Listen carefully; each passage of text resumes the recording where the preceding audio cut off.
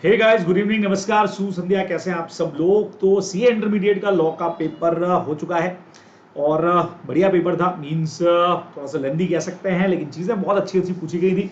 अगर आपने ढंग से पढ़ाई कर रखी है तो पेपर बहुत बढ़िया होने वाला है, क्योंकि काफ़ी सारी चीज़ें बहुत अच्छी ईजी वाली भी पूछी गई थी।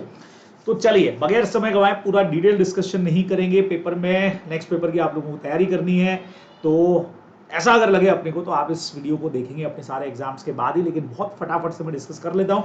जैसे अगर क्वेश्चन नंबर फर्स्ट की बात की जाए तो बहुत डायरेक्टली आपको बता देता हूं, सेक्शन नंबर 49 कॉल्स और section number 50 calls in advance पे हमारा क्वेश्चन है।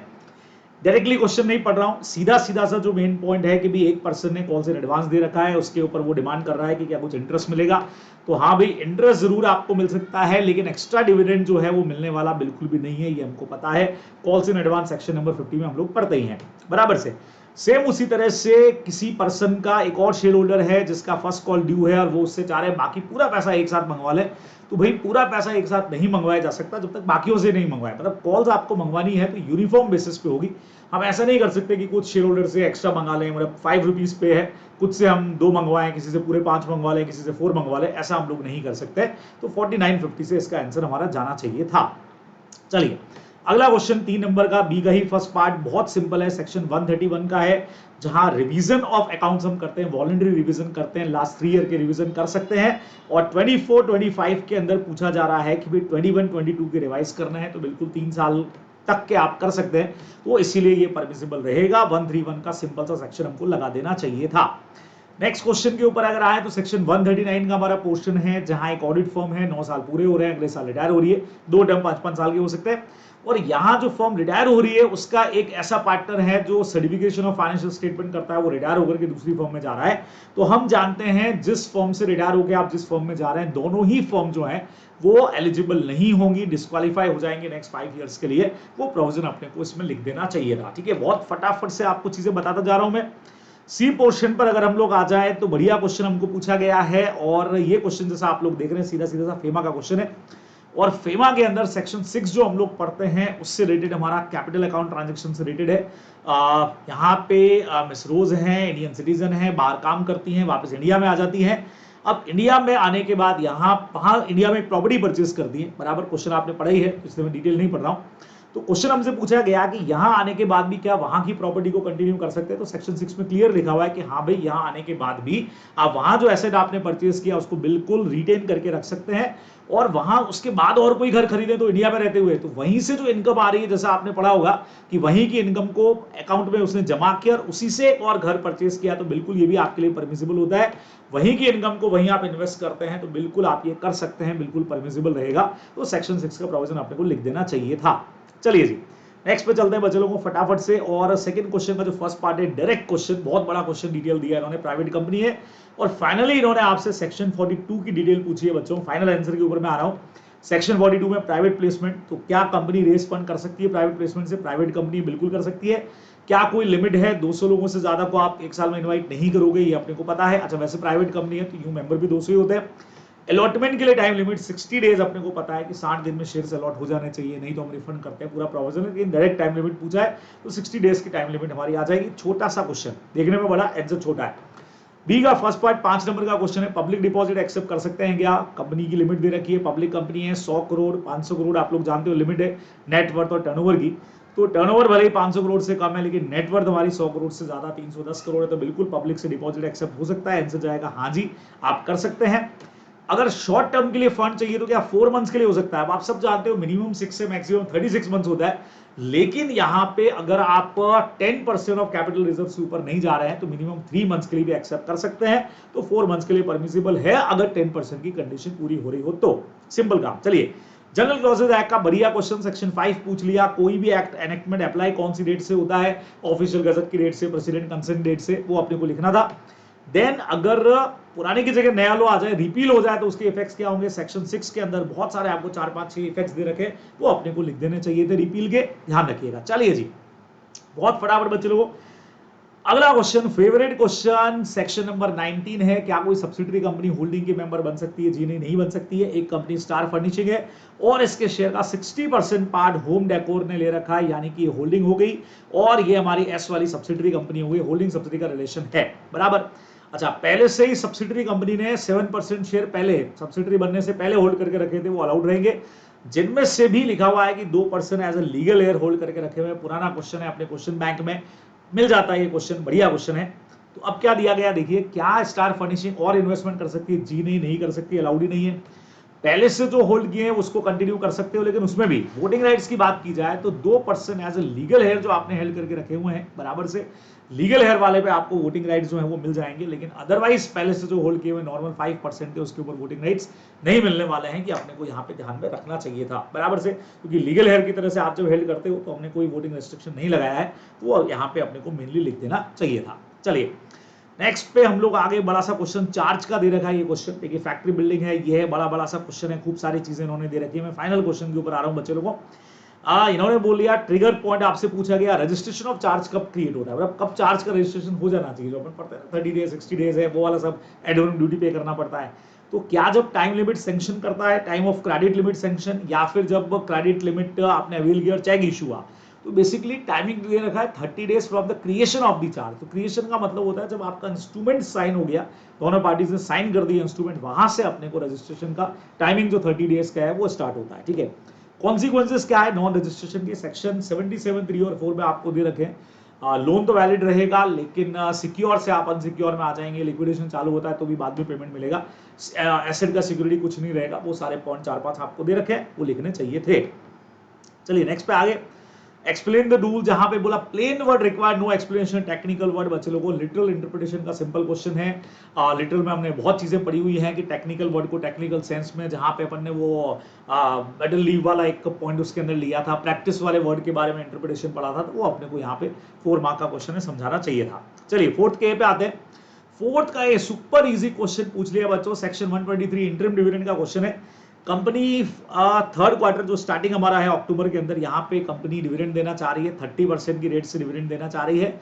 और पहले और सेकंड क्वार्टर, यानी आप जो डिविडेंड डिक्लेयर कर रहे हो उसके पहले के क्वार्टर तक लॉस है तो पिछले 3 साल के एवरेज से ज्यादा आप नहीं दे सकते हो। तो पिछला 3 साल, यानी ये देखिए पिछला 3 साल ये होगा, इसका अगर निकाला जाए तो 20% आ रहा है, 15 और 30 यानी 20% देना चाह रहे हो, 30% अलाउड नहीं है भैया, 20% ही आप दे सकते हैं। इंटरिम डिविडेंड का हमारा क्वेश्चन है, डायरेक्टली ये पॉइंट लिख करके अपने को आ जाना चाहिए था, बराबर से। चलिए जी, फिर नेक्स्ट क्वेश्चन के ऊपर आगे हम लोग फटाफट से। नेक्स्ट क्वेश्चन एलएलपी का क्वेश्चन है बच्चे लोगों। एलएलपी के क्वेश्चन में यह है कि एक फर्म बढ़िया चल रही है और उसने अपना एनुअल रिटर्न फाइल नहीं किया है, 2021 से फाइल नहीं किया है।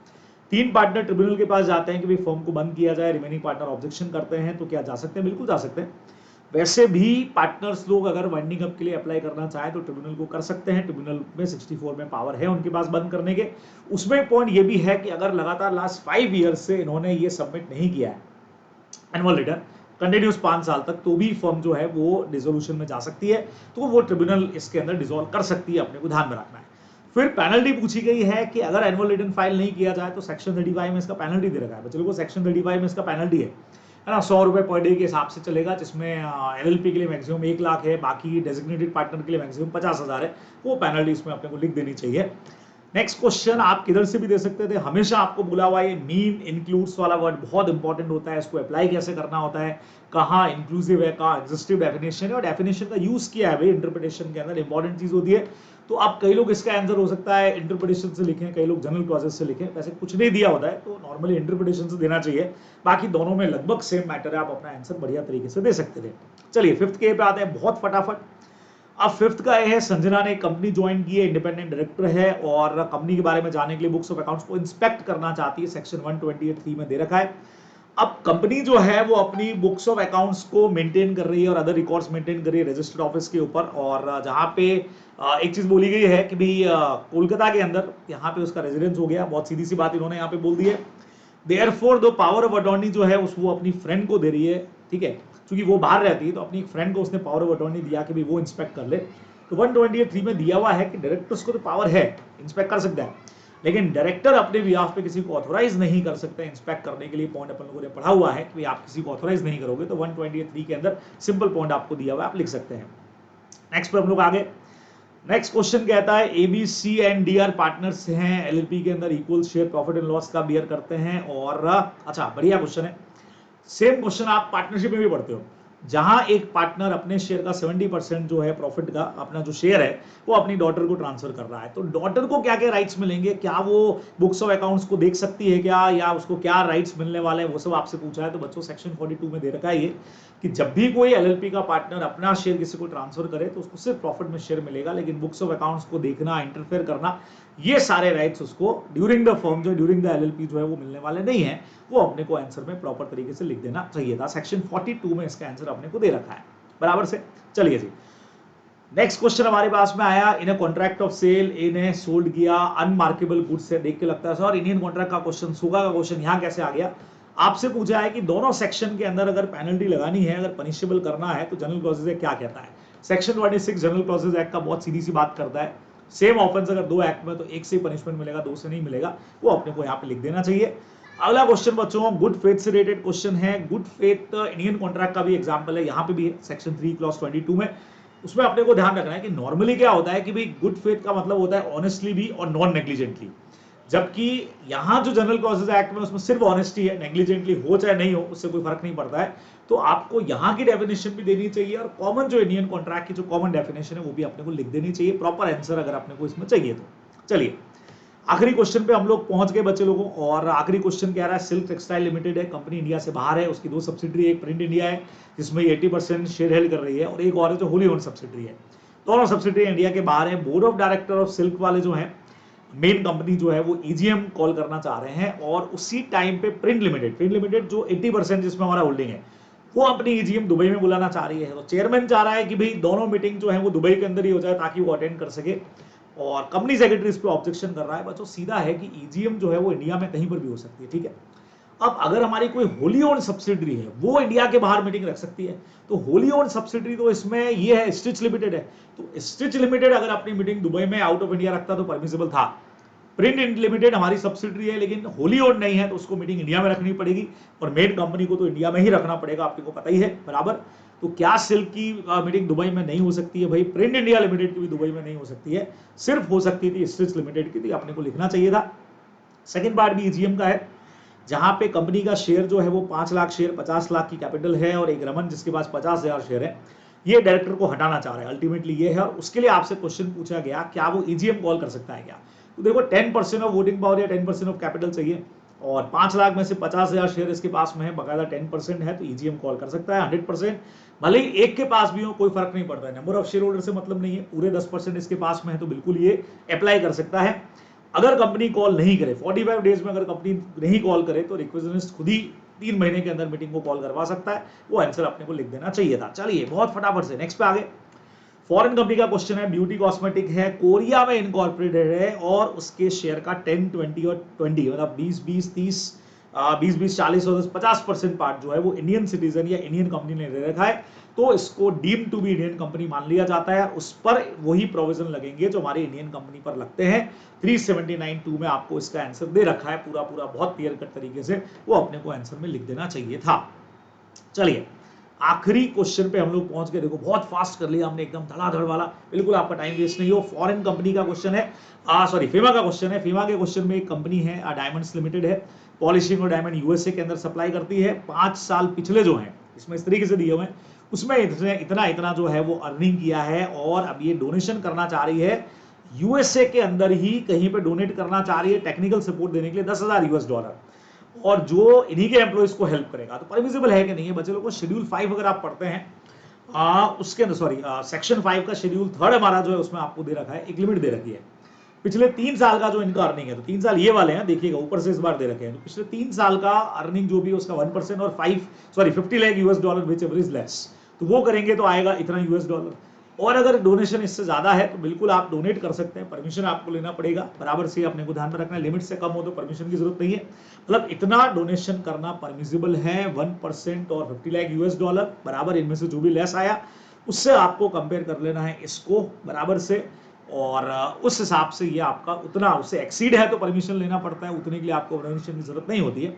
अच्छा ये आप कहाँ पे इन्वेस्ट कर सकते हैं, मतलब कहाँ डोनेट कर सकते हैं। बाहर ऐसा कोई ऑर्गेनाइजेशन है जो आपके ही बिजनेस से कनेक्टेड ही हो, जो भी डोनर है उसके बिजनेस से कनेक्टेड है, और बाकायदा डोनर के बिजनेस से कनेक्टेड ही है, फील्ड ऑफ कटिंग और पॉलिशिंग के अंदर ही आप ये डोनेट कर रहे हैं तो बिल्कुल परमिसिबल रहेगा, ये अपन कर सकते हैं। यस, ये डोनेशन दिया जा सकता है, कंडीशंस पूरी करनी पड़ेंगी अपने को। तो सेक्शन 5 शेड्यूल 3 में आपको ये दे रखा है, 1% वाली लिमिट अपने को जरूर वहां पे लिखनी पड़ेगी, ये आप लोग ध्यान में रखेंगे बराबर से। तो बहुत फास्ट एकदम कर दिया। डिटेल सॉल्यूशन जो है बहुत आराम से पूरे आंसर के साथ में वो बात करेंगे बाद में जब आपके सारे एग्जाम्स खत्म हो जाएंगे। अभी उनके लिए जिनके डाउट्स रह रहे थे कि सर कहाँ क्या होना चाहिए, वो मैंने फटाफट से बता दिया है। चलिए नेक्स्ट पेपर की तैयारी करिए। All the best.